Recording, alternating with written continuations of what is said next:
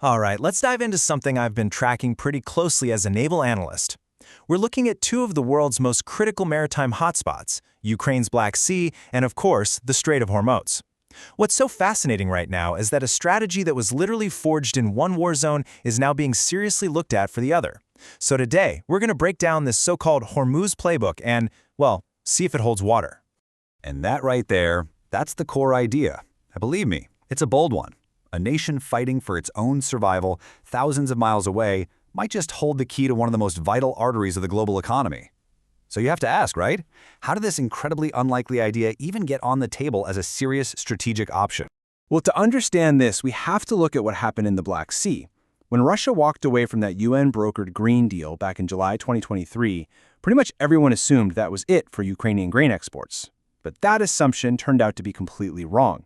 Ukraine didn't just give up. They innovated right under fire and created their own maritime corridor from basically nothing. Ukraine's approach was all about layers. It was brilliant. First up, they unleashed these affordable but super effective armed sea drones to create a serious deterrent against the Russian Navy.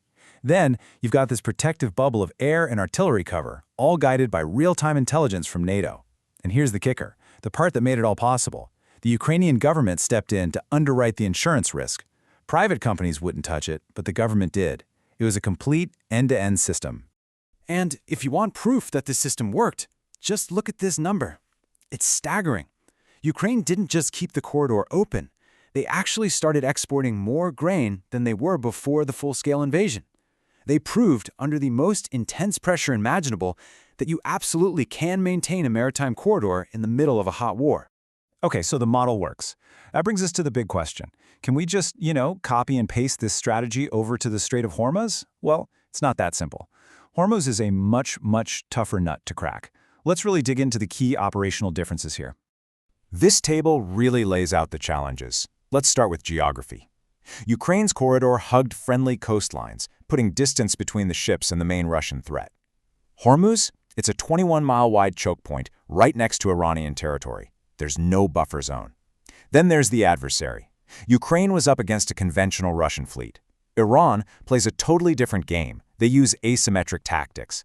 We're talking swarms of cheap drones, fast attack boats, and coastal missile batteries that are hard to neutralize. And finally, and this one is huge, the insurance risk. A grain ship has value for sure, but a single oil or LNG tanker can be worth over $150 million. The economic stakes are just in a different stratosphere. So, with all those massive challenges, you'd think the idea would be dead in the water, right? Well, not exactly. Despite all the differences, key strategic concepts from Ukraine's playbook are being seen as directly transferable. So let's look at how these pieces could actually form a blueprint for Hormuz. It really boils down to four core elements. First off, the idea of using unmanned surface vessels, drones, as a protective screen. Second, having a really solid intelligence-sharing network between the military and the commercial ships, just like Ukraine had with NATO. Third, and this is absolutely critical, a government-backed insurance fund to keep ships sailing when commercial insurers run for the hills. And fourth, bringing back the convoy system, but a modernized version that incorporates all the lessons learned from Ukraine. And there's another layer to this whole thing, the diplomatic side. This offer from President Zelensky completely changes the game for Ukraine's image on the world stage. They're no longer just an aid recipient. They're a global security contributor. They're offering unique, battle-hardened expertise that isn't just theory. We're talking about Ukrainian officers who have already briefed U.S. and allied planners on exactly how they did it. All right, so let's put on our analyst hats.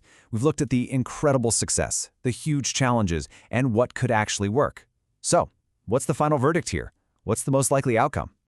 The bottom line is this. A modified version of the Black Sea model could probably reopen Hormuz. But, and this is a big but, there are some serious caveats. We're likely only looking at getting back to maybe 30 to 50% of pre-war traffic, not a full return to normal. And anyone expecting this to happen quickly is going to be disappointed. This is a matter of months, not weeks. And this really gets to the heart of the matter, doesn't it? Ukraine pulled off something incredible. A real feat of wartime innovation. They proved it's possible. But the ultimate strategic question is, can you take that brilliant, smaller-scale playbook and make it work on the kind of massive scale that the entire global economy depends on in the Strait of Hormuz? That's a challenge of a completely different magnitude. So I'll leave you with this question, because it's the one strategists are wrestling with right now. Given the immense risks and the potential rewards, should the U.S. adopt this combat-tested Ukrainian blueprint for the world's most important energy choke point? And even if it's the best plan we've got, what are the odds it will actually work?